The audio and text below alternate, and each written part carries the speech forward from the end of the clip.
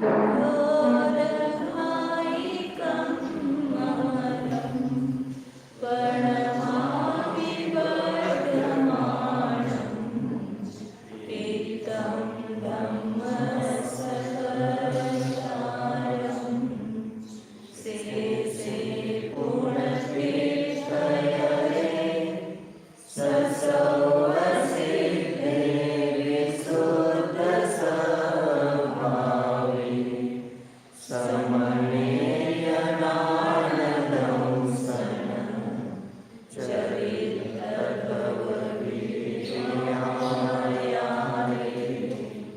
ते ते सर्वे समगं समगं प्रत्येकमेव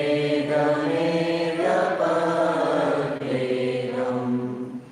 वन्दामि वर्तन्ते अरहन्ते मानुषे कीर्ते कीर्त्यार्हन्तारं सिद्धानं तरणमोगणहराणम् अर्चावयवदानं सागुणं चैव सौरेसिं तेसिं विशुद्धदंसनं स्नानपहाणां समं समासेच उपसंपयामि सम्मं जत्तोरिवाणसम्पत्ति।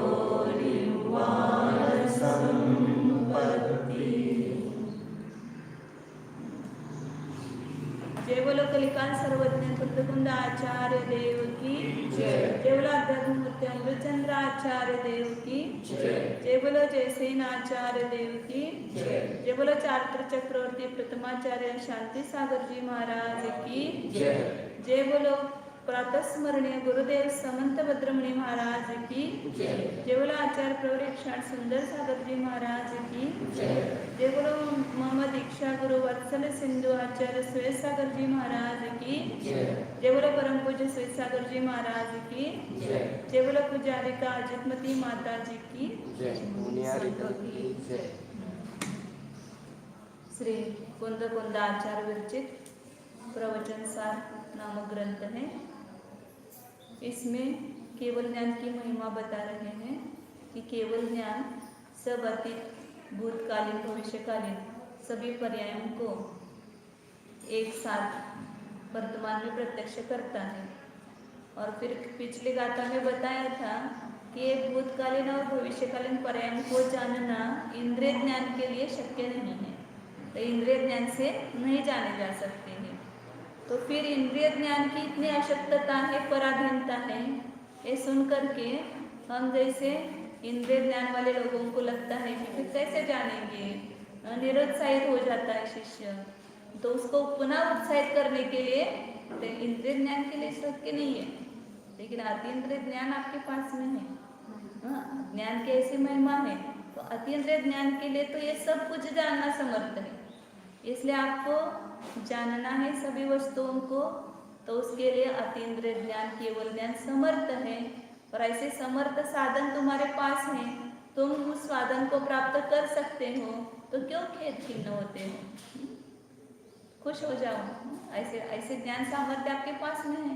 जैसे अपन दुकान में जाते हैं, प्लास्टिक वगैरह की दुकान में, तो वहाँ पर वो जो दुकानदार हैं वो अपनी माल का उत्कृष्टता बताने के लिए पहले नकली वस्तुओं को दिखाता है।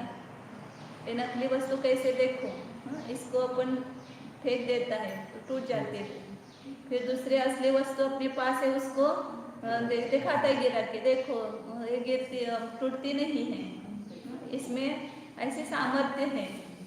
तो वो क्या करता है, नकली वस्तुओं की हीनता और उसके असमर्थता दिखा करके जो असली वस्तु है उसमें कैसी उत्कृष्टता और कैसे सामर्थ्यशालीता है ये बताता है। ऐसे ही आचार्य यहाँ पर इंद्रिय ज्ञान में कैसे असमर्थता है, अशक्तता है, ये दिखा करके हमको इंद्रिय ज्ञान का जो आसक्ति है इंद्रिय ज्ञान की वो छुड़ा रहे हैं। और जो अतीन्द्रिय ज्ञान है, केवल ज्ञान, उसमें किस प्रकार की शक्ति है, उत्कृष्टता है, ये बता करके अपने को उत्साहित कर रहे हैं, उसको प्राप्त करने के लिए प्रेरित कर रहे हैं। तो हमें केवल ज्ञान का ये सामर्थ्य बता रहे हैं, क्या सामर्थ्य है।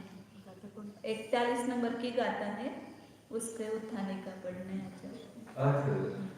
अतीन्द्रिय ज्ञानस्य तु यत् यत् उच्यते तत् संभवति इति संभाव्यते। पिछली गाथा से वो लगा करके देखना है फिर। पिछली गाथा में बताया था ना कि अतीत और भूतकालीन पर्यायों को इंद्रिय ज्ञान जो है वह यहाँ पूर्वक जानता है, इसलिए उसको अतीत और भविष्यकालीन पर्यायों को जानना शक्य नहीं है। तो आचार्य कहते हैं कि जो अतीन्द्रिय ज्ञान है, इंद्रियों के द्वारा नहीं होता है। ज्ञान इंद्रिय है कि अतीन्द्रिय है? ज्ञान कैसे है? ज्ञान को इंद्रिय ज्ञान कहना यही गलत है। वास्तव में ज्ञान इंद्रिय ज्ञान नहीं होता है, ज्ञान तो ज्ञान ही होता है। उस ज्ञान में इंद्रिया हमें निमित्त है, हम इंद्रियों का अवलंबन ले रहे हैं, इसलिए उसको ज्ञान, उस ज्ञान को संज्ञा दे दी इंद्रिय ज्ञान। वास्तव में इंद्रिया जानती नहीं है, जानने वाला कौन है? ज्ञान ही है। इंद्रिया केवल बाह्य आलंबन मात्र है, निमित्त मात्र है, वो उपादान कारण भी नहीं है इंद्रिया ज्ञान का है। तो सब अन्य जैसे लोग मानते हैं ना, इंद्रिय की प्रवृत्ति को ही ज्ञान मानते हैं, सन्निकर्ष को प्रमाण मानते हैं, तो सबका आचार्य ने खंडन किया कि ज्ञान ही जान सकता है, इंद्रिय नहीं जान सकती है। लेकिन इंद्रिय ज्ञान जो है वह उसको इंद्रिय ज्ञान उपचार से कहा जाता है। तो जो अतीन्द्रिय ज्ञान है उसके लिए यद यद उच्चते, जो जो कहो, तत् तत् संभव, सब वह सब संभव है। कौन सा काम बोलो इन अतीन्द्रिय ज्ञान के लिए? भूतकालीन जानना है, वर्तमान कालीन जानना है, जान सकते। जो जो कहो, लोक में जितने भी नए पदार्थ हैं उन सबका पूछो कि इसको कौन जान सकता है, तो अतीन्द्रिय ज्ञान में वो जानने के सामर्थ्य है। ऐसा कोई भी नए पदार्थ नहीं है जो अतीन्द्रिय ज्ञान में नहीं झलकता है, उसमें नहीं जाना जाता है, ऐसा नहीं है। तो अतीन्द्रिय ज्ञान के लिए जो जो कहे वो सब कुछ संभव है, वो सब काम कर सकता है। उस कंप्यूटर की कितनी महिमा आती है हमें, उस मेमोरी कार्ड की कितनी महिमा आती है। इतने मेमोरी कार्ड में 100 प्रवचन रहते हैं, 1000 एक TB का नहीं, 1000 MB का सब मैटर उसमें बैठता है। तो इतने उसकी महिमा कितनी, लेकिन ये केवल ज्ञान उसकी महिमा कितनी है, संपूर्ण विश्व उसमें समाता है, फिर भी अभी खाली है। वो खाली है मतलब बहुत जगह है उसमें, और अनंत विश्व भी होंगे तो भी आ जाएंगे। इतनी ज्ञान की सामर्थ्य, इतनी ज्ञान की ये है। और ये कंप्यूटर वगैरह भी आए कहाँ से? ये सब ज्ञान से उत्पन्न हुए हैं। ये वो इंद्रिय ज्ञान में भले ही एक किया, लेकिन शास्त्र का आधार लेकर के उन्होंने सब खोज की है, तो उससे वो मेमोरी कार्ड आई। शब्द में कितनी सामर्थ्य सब आया है ना तत्व सूत्र में, तो उसके कारण से उसका शोध खोज हुई है। आगे गाथा पढ़ते हैं। अपदेशं सपदेशं मुत्तममुत्तं च पज्जयमजादम्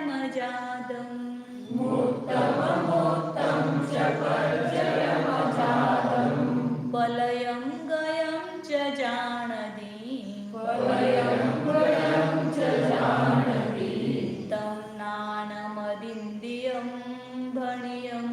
तं नानमदिन्द्रियं भणियम् अपदेशं सपदेशं मुत्तममुत्तं च पज्जयमजातं पलयं गयं च जानाति तं नानमदिन्द्रियं भणियम्।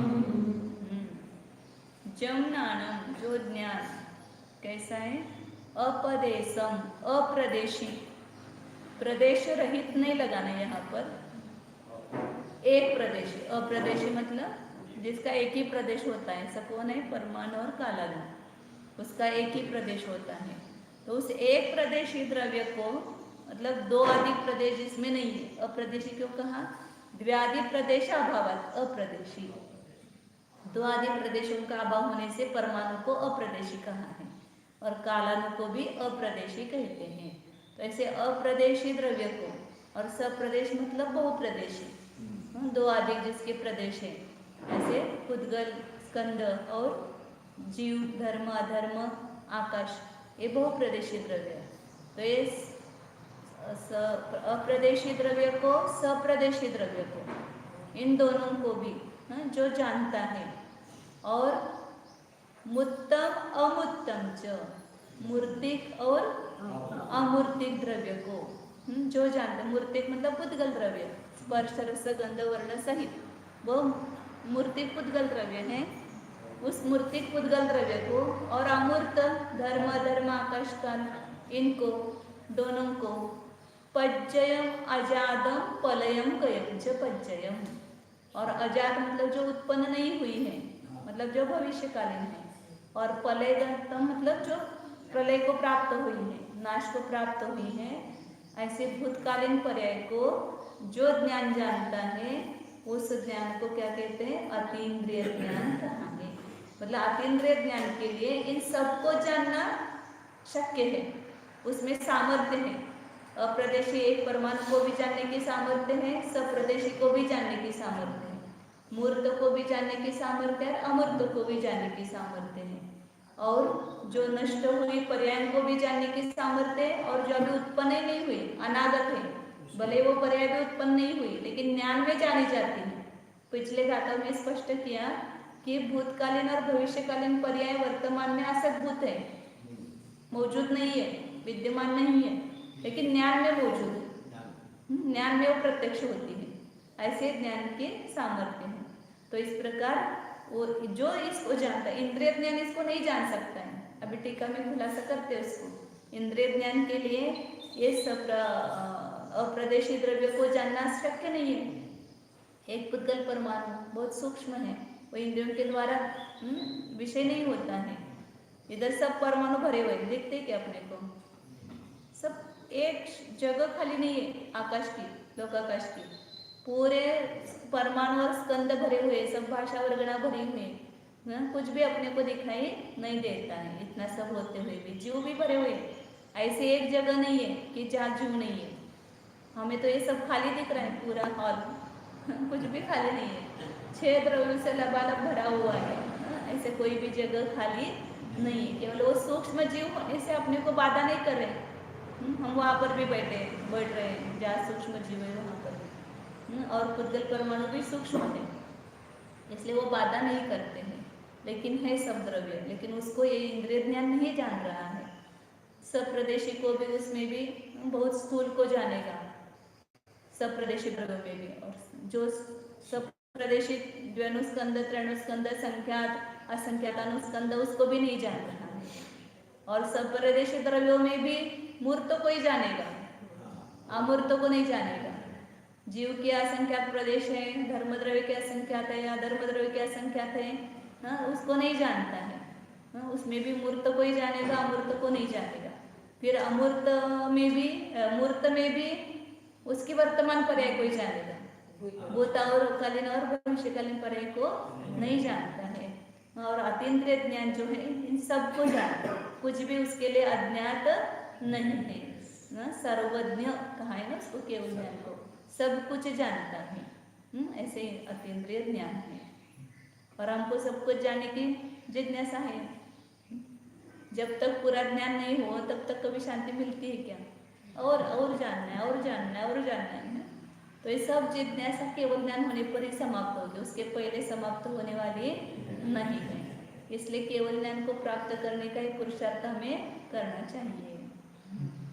यहाँ पे ठीक है, अप्रदेश और सप्रदेश से द्रव्य, मूर्त, मूर्त से गुण और पर्याय, याद से पर्याय ले सकते।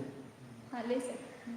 वो मूर्त अमूर्त भी ऐसे मतलब द्रव्य ही है, लेकिन वो गुणों की अपेक्षा से उसको ये नाम दिया चलता है इसमें। इंद्रिय ज्ञानम नाम उपदेशम अंतःकरण इंद्रिय आदिनी विरूप कारणत्वेन उपलब्धि संस्कारादीन अंतरंग स्वरूप कारणत्वेन उपादाय प्रवर्तते।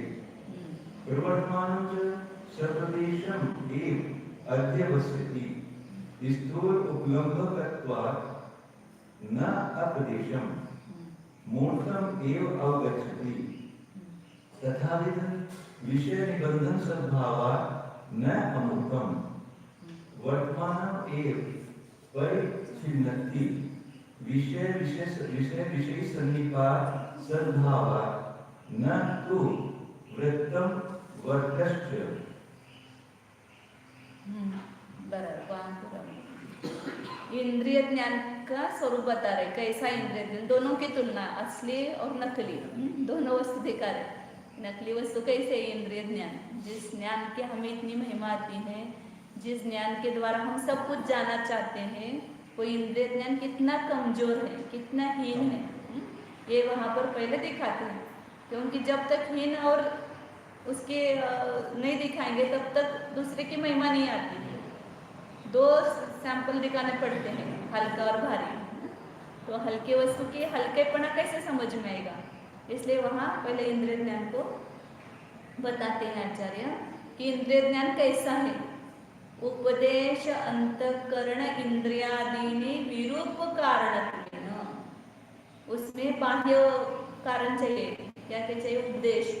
बिना उपदेश के हमें ज्ञान होता नहीं है, उपदेश का बाह्य अवलंबन। अंतःकरण मन, मन के बिना विचार नहीं कर सकते हैं, इंद्रियों के बिना कुछ जान नहीं सकते हैं।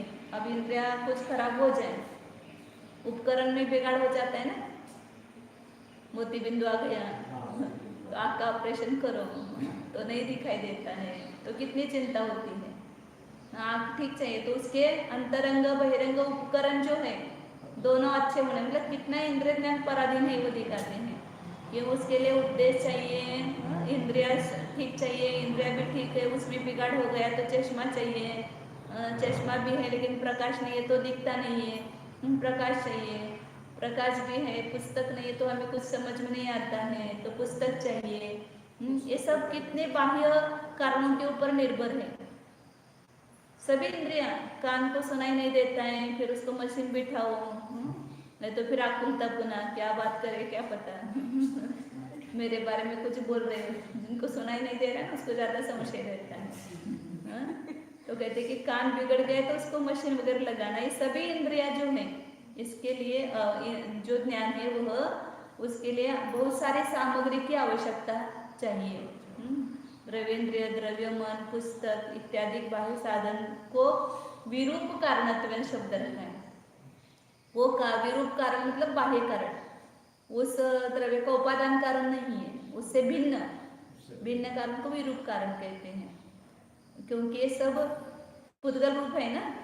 तो विरूप कारणत्वेन और उपलब्धि संस्कारादि अंतरंग स्वरूप कारणत्वेन, इंद्रिय ज्ञान का अंतरंग उपादान कारण क्या है, उपलब्धि और संस्कार आदि, ये सभी बाह्य साधन मिल गए लेकिन अंतरंग साधन चाहिए ना, अंतरंग कारण। अंतरंग ज्ञानावन कर्म का क्षोभम नहीं है, सब सामग्री इकट्ठी की है। अच्छा चश्मा भी है, सब पुस्तक है, बढ़िया प्रकाश है। बड़े बड़े लोगों के घर में देखो एक एक अपने बच्चे के लिए एक एक रूम, उसका क्या स्टडी रूम सब कुछ सुविधा रहती है, लेकिन शौक में नहीं है तो बेचारा क्या करेगा। उसके लिए पुनः अंतरंग कारण क्या चाहिए, ज्ञानावरण कर्म का क्षोभम होना चाहिए, उसको उपलब्धि कहा, लब्धि उपयोग भावेंद्रियम का है ना, लब्धि मतलब ज्ञानावरण कर्म का क्षोभम चाहिए अंतरंग, तो जान सकता है। क्षोभम भी है, यदि उपयोग नहीं लगाया, खेल कूद में बाहर लग गया तो कैसे जानेगा, तो उसके लिए उपयोग जुड़ाना पड़ता है। और धारणा रूप संस्कार चाहिए, पुनः पुनः हमने ग्रहण किया हुआ है तो समझ में आता है, तो इसलिए संस्कार मतलब या धारणा रूप संस्कार लेना, उपलब्धि उपयोग और संस्कार, इसका अंतरंग कारण रूप से, अंतरंग स्वरूप कारण रूप से ग्रहण करके, तो इंद्रिय ज्ञान के लिए इतने बाह्य कारणों की आवश्यकता है, इतने अंतरंग कारणों की आवश्यकता है। इन सब कारणों को ग्रहण करके इंद्रिय ज्ञान प्रवृत्त होता है, मतलब पहले तो इतना पराधीन है, डायरेक्ट नहीं जानता है, उसके लिए ये सब कारणों की आवश्यकता रहती है। इतना पराधीन होकर के भी जानता कितना है, तो कहते हैं कि प्रवर्तमान, ऐसा प्रवृत्त होता हुआ सप्रदेशम एव अध्यवस्यति। जो प्रदेश सहित है मतलब बहुप्रदेशी है। बहुप्रदेशी में भी अनंत परमाणु का जो पिंड है वो पुद्गल द्रव्य, वो भी पुद्गल अभी बाद में बताएंगे। सप्रदेश को ही मतलब बहुप्रदेश को ही जानता है, उसका निर्णय करता है। अध्यवस्यति, क्यों सप्रदेश को ही जानता है? तो स्थूलोपलंबकत्वात् न अप्रदेशम, स्थूल उपलंबक है, इंद्रिय जो है स्थूल पदार्थों को ही ग्रहण करता है, इसलिए वह जो अप्रदेशी द्रव्य है, एक प्रदेशी द्रव्य परमाणु, उसको ग्रहण नहीं कर सकता है। विज्ञान ने कितने संशोधन लगाए, लेकिन परमाणु का शोध लगाए क्या? उनको परमाणु को लग ही नहीं सकता है। वो जिसको परमाणु कहते हैं विज्ञान में, वो अनंत परमाणुओं का पिंड है, एक बड़ा स्कंद है, जिसको रेणु अणु क्या नाम देते हैं सब विज्ञान में। वो भी बहुत बड़ा स्कंद है। जैसे अपन जब गणित देखते हैं ना, उसमें अनंत परमाणु का एक अवसन्नासन्न, अनंत अवसन्नासन्न के एक सन्नासन्न, फिर सन्नासन्न का एक त्रुटरेणु, त्रकरेणु, रसरेणु, ये सब होते हैं। वहाँ लास्ट में जाकर के जो आता है वो विज्ञान में उनके जो इससे दिखता है, माइक्रोस्कोप से दिखता है, वो है, वो अनंत बहुत बड़ा स्कंद है। वो आहार परमाणुओं का बड़ा स्कंद है, वो उनको दृष्टिगोचर होता है। इसलिए सप्रदेश को ही मतलब बहुप्रदेशी को ही इंद्रिय ज्ञान जान सकता है, क्योंकि वो स्थूल को ग्रहण करता है, इसलिए अप्रदेशी को ग्रहण नहीं करता है। अप्रदेशी कौन है? परमाणु और काला, उसको ग्रहण नहीं कर सकता है।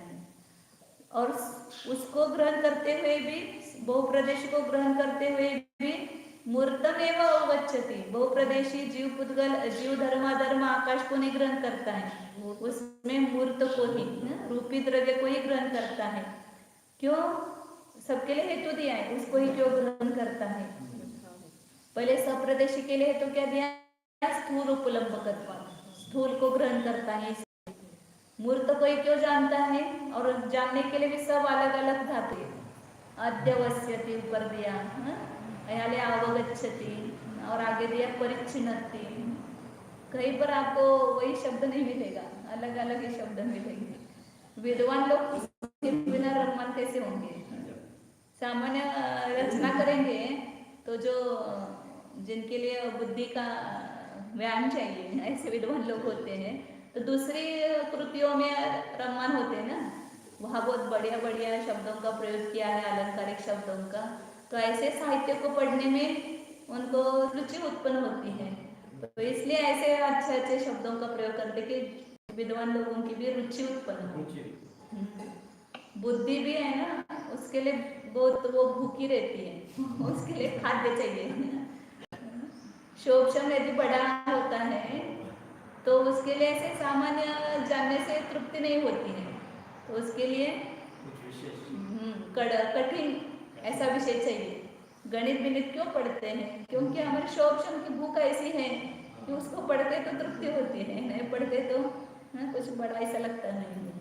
इसलिए आचार्य कहते हैं कि मूर्तम एवं अवगच्छति, मूर्त को ही जानती है इंद्रिया, तथा विद विषय निबंधन सद्भावात्, उस इंद्रियों के उसी प्रकार के विषय का नियम है, क्योंकि 5 इंद्रिय 5 विषय उसके, स्पर्शनेन्द्रिय का स्पर्श, रसनेन्द्रिय का रस, घ्राणेन्द्रिय का गंध, चक्षुरेन्द्रिय का वर्ण और कर्णेन्द्रिय का शब्द। तो ये 5 कैसे रूपी है ना द्रव्य, तो इसलिए इंद्रिय ज्ञान मूर्त को ही जानता है, क्योंकि वो वैसे उसके विषय का नियम है।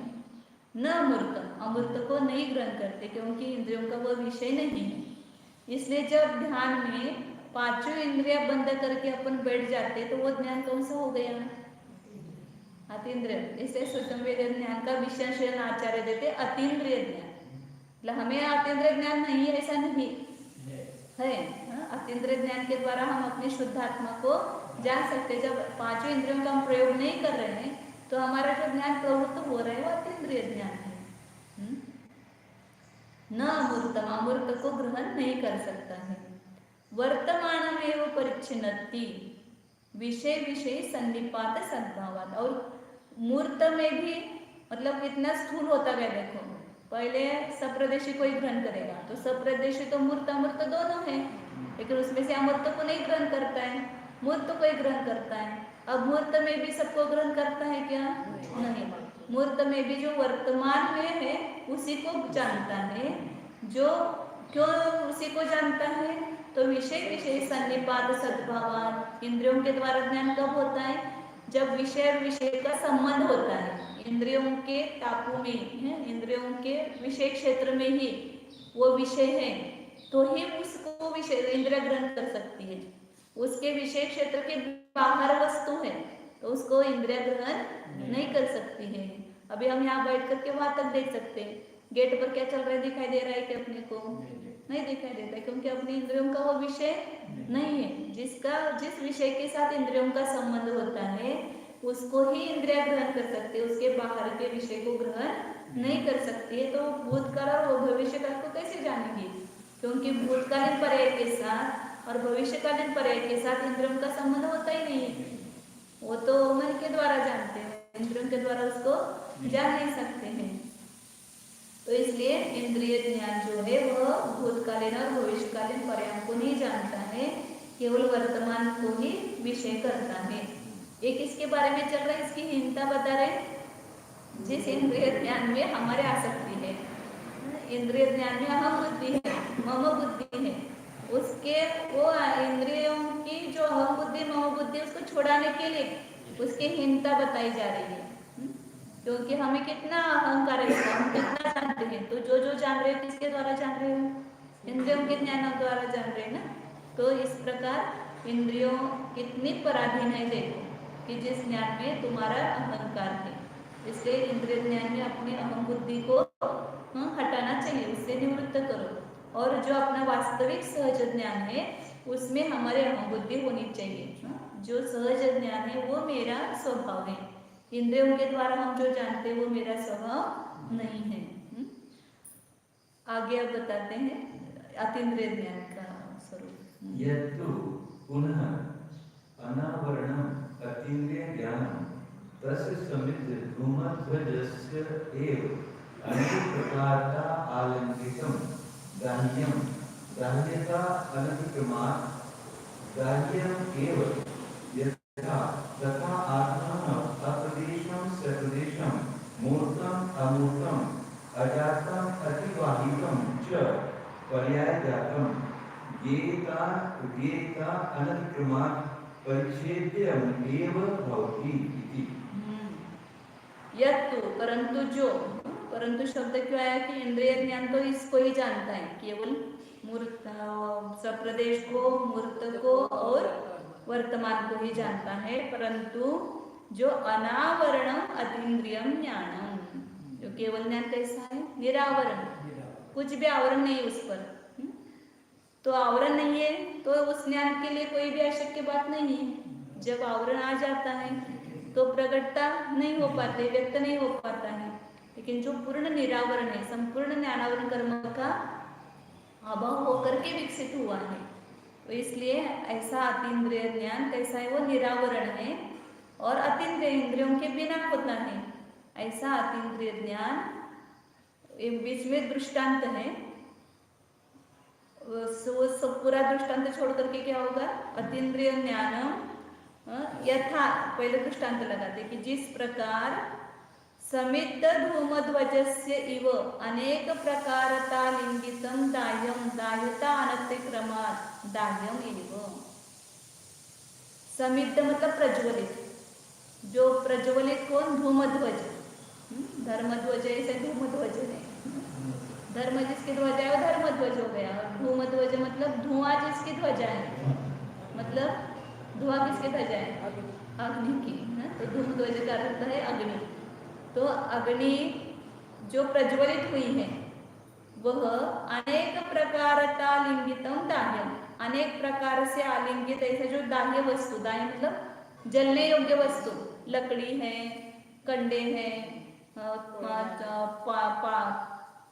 पत्ते हैं, सूखे हुए पत्ते हैं, घास है, सब कुछ है, ये सब दाह्य है ना। और वो अनेक प्रकार के जो प्राप्त हुए दाह्य वस्तु है उसको वो प्रज्वलित अग्नि का वे दाह्य बनेंगे ही नियम से। क्यों? क्योंकि दाह्यता का उल्लंघन नहीं करते हैं। जो वस्तुएं लकड़ी वगैरह और अग्नि प्रज्वलित है तो जलाना क्यों छोड़ेगी अग्नि? जो अग्नि जिसमें कोई रुकावट नहीं आ रही, जिसमें कोई हवा आदि का ये नहीं रुकावट नहीं है, और ऐसे जो अग्नि है उसका जलाना स्वभाव है। और तो जो दाह्य वस्तु है, जो जलने योग्य वस्तु है, वो दाह्यपने का उल्लंघन नहीं करती है, इसलिए वो जलेगी ही उस अग्नि में, नियम से दाह्य बनेगी। दाह्य मतलब जलने योग्य है। तो इसी प्रकार जो ज्ञान अतीन्द्रिय है, निरावरण है, उस ज्ञान में ये जो अनेक प्रकार के नए पदार्थ कौन कौन से हैं? सब नए हैं ना। अप्रदेशम सप्रदेशम, प्रदेश रहित परमाणु भी, उसमें भी प्रमेयत्व गुण है, वो भी ज्ञेयता का उल्लंघन नहीं करता है। सप्रदेशी बहुप्रदेशी द्रव्य, उसमें भी ज्ञेयपना है। छह द्रव्य में ज्ञेयपना है, प्रमेयत्व गुण है, मतलब जानने योग्य है। और मूर्त पुद्गल में भी ज्ञेयपना है। अमूर्त द्रव्यों में भी प्रमेयत्व गुण है, ज्ञेय है। और भूतकालीन पर्याय और भविष्यकालीन पर्याय वे भी ज्ञेय है, जानने योग्य है। तो ये सब जानने योग्य, जैसे वे दाह्य, वैसे यहाँ पर ये जानने योग्य वस्तु ज्ञेय, ये ज्ञेयपने का उल्लंघन नहीं करती है, इसलिए अतीन्द्रिय ज्ञान, निरावरण ज्ञान परिच्छेद्यम एवं भवति। वे सभी वस्तुएं उसकी ज्ञेय होती ही है, क्योंकि ज्ञान में जानने की सामर्थ्य है और कोई भी आवरण नहीं है, कोई भी रुकावट नहीं है, तो जानना क्यों छोड़ेगा? अग्नि जलाना क्यों छोड़ेगी दाह्य पदार्थों को? उसमें यदि सामर्थ्य है जलाने की तो जलाएगी ही। उसी प्रकार जिस ज्ञान में संपूर्ण वस्तुओं को जानने की सामर्थ्य है और उसमें कोई भी बाधा नहीं है, तो जानना क्यों रुकेगा? वो ज्ञान नियम से जानता है। कौन सा ज्ञान? अतीन्द्रिय ज्ञान। इस प्रकार अतीन्द्रिय ज्ञान की उदात्तता, उसकी विशालता, उसकी महिमा यहाँ पर बताएंगे। इसका जैसे नाचार्य की भी टीका पढ़ लेते। अतीन्द्रिय ज्ञानम अतीत अनागत सूक्ष्म आदि पदार्थान जानाति इति उपदिशति। अब यहाँ पर इस गाथा में जो अतीन्द्रिय ज्ञान है, मतलब इंद्रियों के बिना जानता है, केवल ज्ञान के लिए इंद्रियों की आवश्यकता नहीं है, तो ऐसा अतीन्द्रिय ज्ञान, अपना जो मति ज्ञान, शुद्ध ज्ञान, अतीन्द्रिय किसको कहते हैं? केवल अपने आत्मा को जानने वाले ज्ञान को अतीन्द्रिय कहते हैं। हम पर पदार्थों को अतीन्द्रिय ज्ञान के द्वारा नहीं जान सकते हैं। वहाँ पर नहीं तो कहेंगे कि अपने पास भी अतीन्द्रिय ज्ञान है तो हम भी क्यों नहीं जान सकते हैं। तो वो अतीन्द्रिय केवल अपने आत्मा को जानने के बारे में ही केवल अतीन्द्रिय है। अतीत अनागत सूक्ष्मादि पदार्थान, जो भूतकालीन और भविष्यकालीन और सूक्ष्मादि पदार्थ है, उन सबको अतीन्द्रिय ज्ञान जानता है। यह इस गाथा में बता रहे हैं। सप्रदेशम कालम परमाणु आदि। सप्रदेशम शुद्ध जीवास्तिकाय आदि पंचास्तिकाय स्वरूपम मूर्तम पुद्गल द्रव्यम अमूर्तम च शुद्ध जीव द्रव्यादि पर्यायम अजातम भाविनम प्रलयम गतम च अतीतम एतत् सर्वं पूर्वोक्तम ज्ञेयं वस्तु जानाति यत् ज्ञानं कर्तृ सज्ञानम् अतीन्द्रियं भवितं तेन एव सर्वज्ञः भवति। अप्रदेश मतलब कौन है? कालान्वर परमाणु आदि, शुद्ध जीवास्तिकाय आदि पंचास्तिकाय। सप्रदेश कौन है? 5 अस्तिकाय, लेकिन 5 अस्तिकाय में कौन है? मुख्य कौन है? शुद्ध जीवास्तिकाय। सब जगह जैसे नाचार्य के विषय के द्रव्यों के नाम आएंगे तो शुद्ध जीवादि द्रव्य, पदार्थ आएंगे तो शुद्ध जीवादि पदार्थ, अस्तिकाय है तो शुद्ध जीवास्तिकाय, क्योंकि आप अपने को हम भूल जाते हैं ना, बाकी सब पदार्थ लगते हैं। 5 अस्तिकाय कौन से? जीव, पुद्गल, धर्म, अधर्म और आकाश। लेकिन जीव कौन सा? शुद्ध निज जीव, अपना जीव। तो शुद्ध जीवास्तिकाय आदि 5 अस्तिकाय जो स्वरूप है उनको। मूर्त मतलब पुद्गल द्रव्य, अमूर्त मतलब यहाँ पर दिया शुद्ध जीवादि द्रव्य, शुद्ध जीव द्रव्यादि। जीव को मत भूलो, क्योंकि जीव अपने को पदार्थ लगता नहीं ना, बाकी सब पदार्थ लगते हैं, लेकिन अपना जीव एक पदार्थ है, ऐसा लगता है। इसलिए जैसे आचार्य देखते कि सब में, सब द्रव्यों में मुख्य कौन है? शुद्ध जीव द्रव्य। इत्यादि पदार्थ ये अमूर्त द्रव्य है। पर्यायम अजातम मतलब भावी पर्याय, प्रलय मतलब अतीत पर्याय। तो ये सब पूर्वोक्त ज्ञेय वस्तु को जानता है। कौन? जो ज्ञान जानता है वह ज्ञान अतीन्द्रिय है, ऐसा कहा है। और ऐसे अतीन्द्रिय ज्ञान से ही सर्वज्ञ भवति। इंद्रिय ज्ञान के द्वारा आप सर्वज्ञ नहीं हो सकते हो। इंद्रियों के द्वारा सब जानने की कोशिश कर रहे हैं, इंद्रियों के द्वारा हम सब कुछ जान ले, लेकिन वो इंद्रिय ज्ञान में सामर्थ्य नहीं है। जो इन सबको जानता है वो कौन है? इंद्रिय ज्ञान है। लेकिन वास्तव में ज्ञान ज्ञान है, ज्ञान ना इंद्रिय है ना अतीन्द्रिय है। लेकिन हमने क्या किया है? उस ज्ञान को बिना इंद्रियों के द्वारा हम जानते ही नहीं है, इसलिए इंद्रिय ज्ञान को ही हमने ज्ञान समझ लिया। इंद्रिय ज्ञान का संबंध इंद्रियों के साथ जोड़ दिया है। बिना इंद्रिया नहीं तो मैं कैसे जान सकूंगा? समझो, सुनाई नहीं देगा तो मुझे हम कैसे जानेंगे? कुछ दिखाई नहीं देगा तो हम क्या करेंगे? तो उस जब समझो कोई अंधा हो गया, उसका ज्ञान का अभाव हो गया क्या? उसका ज्ञान तो प्रवृत्त है। इंद्रियों के द्वारा ही ज्ञान होता है ऐसा नहीं है। वास्तव में ज्ञान तो ज्ञान है, उसके लिए जो बाह्य निमित्त इंद्रिया है वो उसके साथ ही रहने की हमें आदत लग गई है। इसलिए ऐसा लगता है कि इंद्रियों के बिना कुछ ज्ञान होता ही नहीं है। तो ये हमारी भ्रांति है, भ्रम है। बिना इंद्रियों के भी ज्ञान होता है, वो अतीन्द्रिय ज्ञान है। तो इसलिए अतीन्द्रिय ज्ञान के द्वारा ही सर्वज्ञ हो सकते हैं।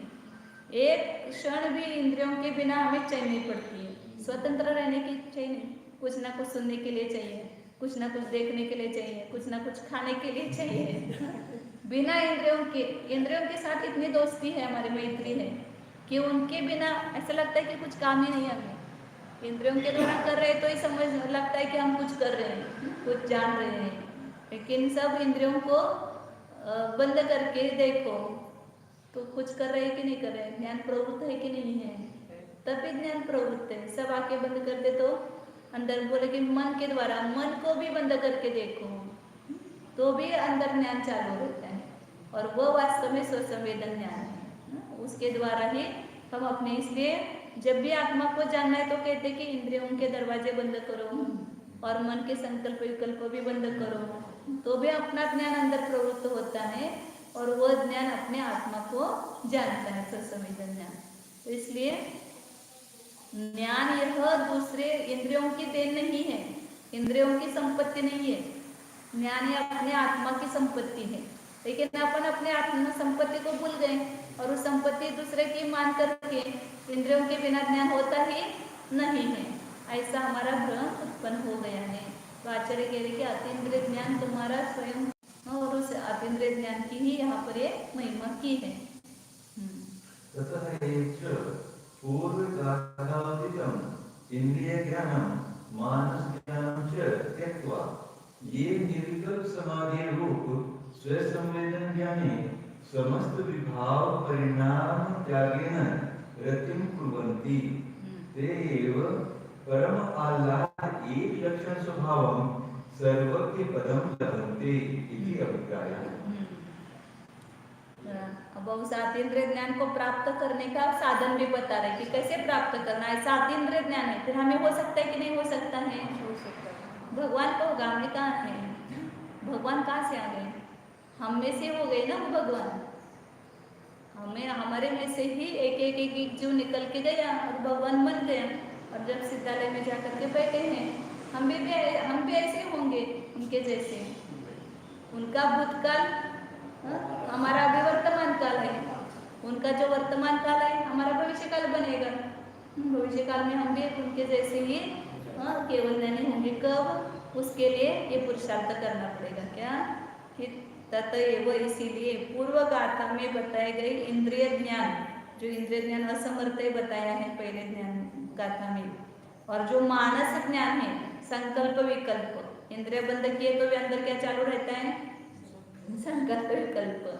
ये सब त्यक्त्वा, उसको छोड़ करके पर को विषय करना ही छोड़ दो। इस छद्मस्त अवस्था में निर्विकल्प कब हो सकते हैं? केवल अपने आत्मा को जानने के लिए जब ज्ञान का उपयोग करेंगे तो ही हो सकते हैं। पर को आप विषय बनाओ, वहां पर संकल्प विकल्प उत्पन्न हुए बिना नहीं रहते। इसलिए हमारे जैसे छद्मस्त लोगों के लिए कहा कि पर को मत जानो। सर्वज्ञ के लिए बंधन नहीं, सर्वज्ञ के लिए तो सब कुछ जानो। नहीं जानेंगे भी तो आप सर्वज्ञ नहीं होंगे। लेकिन छद्मस्त यदि सब जानने लगेगा तो वो एक को नहीं जान सकेगा। तो इसलिए कहा है कि सब इंद्रिय ज्ञान और मानस ज्ञान को छोड़ करके जो निर्विकल्प समाधि रूप ससंवेदन ज्ञान है, ये छद्मस्त अवस्था में ये सुसंवेदन ज्ञान होता है। बाह्य पदार्थों को जानने का जो रागादिक भाव है उसको छोड़ करके अपने सुसंवेदन ज्ञान में संपूर्ण विभाव परिणाम के त्याग के द्वारा, विभाव कौन से? राग, द्वेष, मोह, क्रोध, मान, माया, लोभ, ये संपूर्ण विभाव परिणाम, इनका त्याग करके उस स्वसंवेदन ज्ञान में जो रति करते हैं, अपने आत्मा को जानने में जिनकी रति है वही उनको प्रिय लगता है, वे ही जीव परम आह्लाद एक लक्षण सुख जिसका स्वभाव है, ऐसे सर्वज्ञ पद को प्राप्त करते हैं। कौन प्राप्त करते हैं? सर्वज्ञ कौन होते हैं? जो एक अपने आत्मा को जानते हैं, वे सर्वज्ञ होते हैं। सबको जानने के लिए बाहर घूमते हैं, वे अपने आत्मा को नहीं जान पाते, और आत्मा को नहीं जानते तो उनको सर्वज्ञता की प्राप्ति नहीं होती है। तो जैसे एक राजा था और कहीं बाहर युद्ध करने गया था, और वह युद्ध में उसको विजय प्राप्त हो गई। और विजय प्राप्त हो गई तो सब खुशी की बात है ना, राजा को भी खुशी हुई। अब उस राज्य में सब उसका ही हक हो जाता है, अधिकार हो जाता है, वहाँ की सब वस्तुओं का वही स्वामी बन जाता है। तो वह अपने राज्य में खबर भेजता है सब रानियों को कि जिसको जो चाहिए चीज उसकी लिस्ट भेजो, आपके लिए हम लेके आएंगे बख्शिश। कई गांव जाते तो अपन करते ना, घर की बहू को बेटे को, पोते को, पोती को, सबको जिसको जो चाहिए वो सब खरीद करके ले जाते, क्योंकि खुश हो जाएंगे वहाँ जाने पर। ऐसे भाव रहते ना कि हमको क्या लेके आएंगे। तो जाने के बाद देते तो उनकी खुशी देख करके अपने को आनंद होता है, इसलिए लेके आते हैं। तो राजा को भी लगा कि सब रानियों के लिए कुछ न कुछ वस्तु हम भेंट लेके जाएंगे, लेकिन वही लेके जाएंगे जो उनको चाहिए। हम कुछ ले जाए और उनको एक दूसरा चाहिए तो इसलिए फोन पर भी पूछते ना क्या चाहिए। तो राजा ने भी खबर भेजी, तब सब रानियों को लिख के दे दो आपको क्या चाहिए। तो सब रानियों ने एक चिट्ठी बना करके दी क्या क्या चाहिए, किसको आभूषण चाहिए, किसको कपड़े चाहिए, किसको और क्या चाहिए। सबको रुचि अलग अलग होती है। फिर एक छोटी रानी थी, बहुत होशियार थी, उसने केवल एक काम का लिखा, उसमें कागज में एक काम का लिखा और भेज दिया। फिर राजा ने सबकी चिट्ठियां देखी और सबको ऑर्डर छोड़ के सब वस्तु लेके आ जाओ। अंतिम रानी थी, उसकी एक अंक, तो बोले कि इसने क्या लिखा है, एक लिखा है, कुछ लिखा ही नहीं है। तो मंत्री को पूछा कि क्या चाहती है ये रानी, बोले कि वो कहती है कि मुझे कुछ नहीं चाहिए, केवल आप चाहिए, एक आप चाहिए, बाकी कुछ नहीं चाहिए। तो फिर राजा ने क्या किया, सब वस्तुएं जिसको जो चाहिए वो सब वस्तुएं लेकर के वो अपने राज्य में वापस आ गया। आने के बाद सब रानियों को बुलाया और उनको जिसको जो जो चीज चाहिए थी वो सब दी, सबको बांट दी। अब लास्ट में राजा छोटी रानी के पास गया, कुछ भी नहीं लेके गया, लेकिन राजा खुद गया वहां पर। उस रानी को कौन चाहिए था, एक राजा चाहिए था। अब राजा उस रानी के पास गया, अब उस रानी को क्या कमी है, वो जो भी चाहेगी सब मिल जाएगा उसको, क्योंकि पूरा राज्य ही उसका हो गया। जिसके पास राजा है उसके पास कुछ भी कमी नहीं है, वो जो भी चाहेगी वो सब प्राप्त होगा। तो उसने एक चाहा तो उसको सब कुछ मिल गया। इसी प्रकार हम एक चाहेंगे संसार में, केवल एक अपने निज आत्मा को चाहेंगे, केवल एक अपने आत्मा को देखेंगे, आत्मा को जानेंगे, आत्मा में लीन रहेंगे, तो आत्मा इतनी खुश हो जाएगी कि पूरा राज्य, पूरा संपूर्ण लोक उसके ज्ञान में झलकेगा। एक आत्मा को जाना तो सब कुछ उसके ज्ञान में झलक जाता है। तो इसलिए एक की इच्छा करो, आत्मायम एकोस्तु नमः। समय सार कलश के छठे कलश में आचार्य ने भावना व्यक्त की है, मुझे नव तत्व वगैरह कुछ नहीं चाहिए, केवल मुझे एक आत्मा चाहिए। केवल मेरे ज्ञान में केवल आत्मा रहे। इसलिए कहना आत्मा मेरे ज्ञान में, दर्शन में, चारित्र में, संवर में, योग में केवल मेरा आत्मा है। मतलब आत्मा में ही अपनी श्रद्धा में अपना आत्मा को लेना है, ज्ञान में भी आत्मा को लेना है, चारित्र में भी अपने आत्मा को ग्रहण करना है, वही मोक्ष मार्ग है। और इस मोक्ष मार्ग से जो जाता है उसको केवल ज्ञान की प्राप्ति होती है। जो कारण समय सारूप से परिणमन करता है वो स्वयं कार्य समय सारूप से परिणमन करता है। इसलिए सब कुछ जानना है तो सबको जानना छोड़ो और एक को जाना, और एक को नहीं जाना और सबको जाना तो कुछ भी नहीं जान सकेंगे। इसलिए ऐसे प्रकार का अतीन्द्रिय ज्ञान प्राप्त करने के लिए आचार्य ने कहा कि संपूर्ण इंद्रिय ज्ञान, मानसिक ज्ञान, संपूर्ण विभाव परिणाम को छोड़ करके केवल एक अपने आत्मा को जानो, उसको तो सब कुछ सर्वज्ञता प्रकट होगी।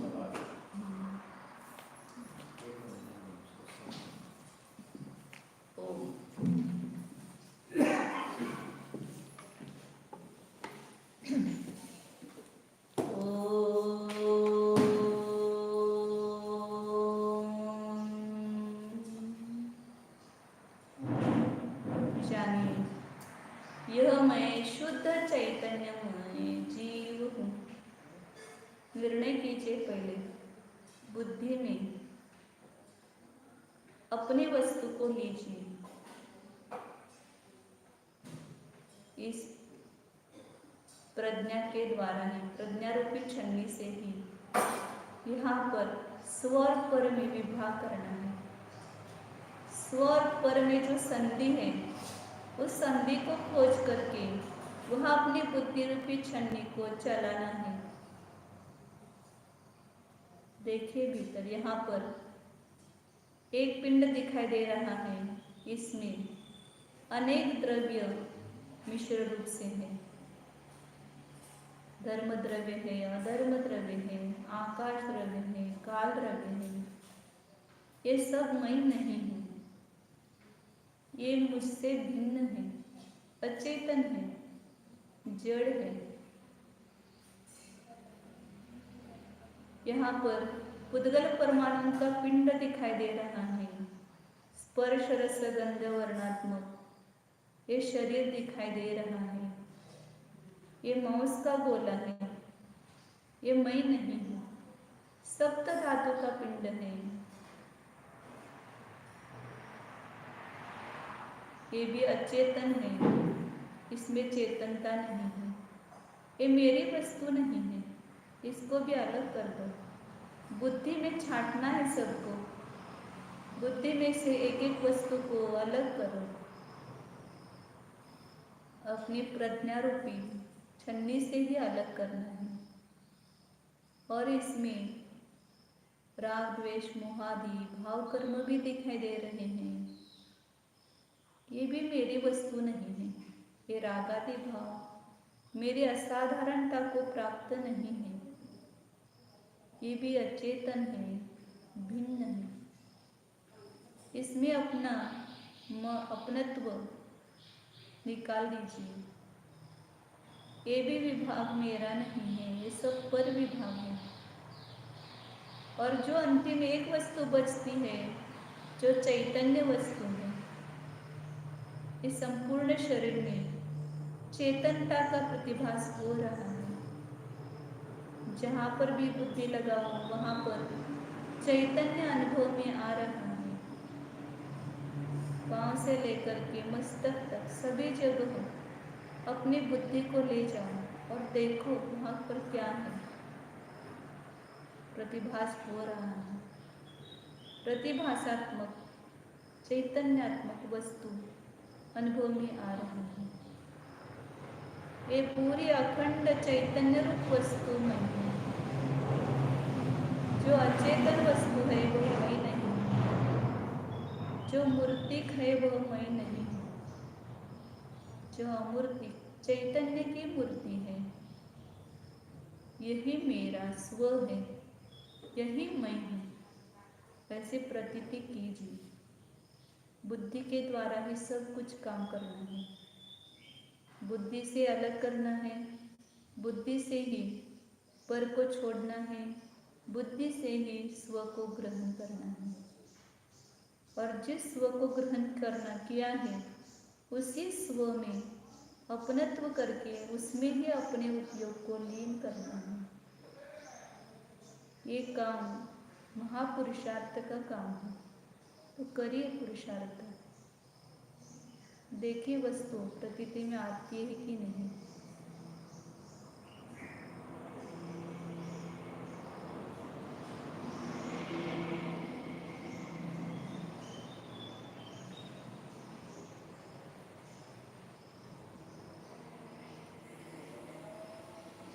शुद्ध चैतन्य सत्ता स्वरूप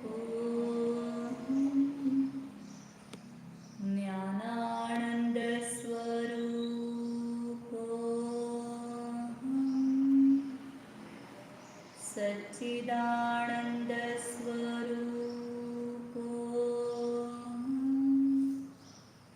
एकत्व विभक्त स्वरूप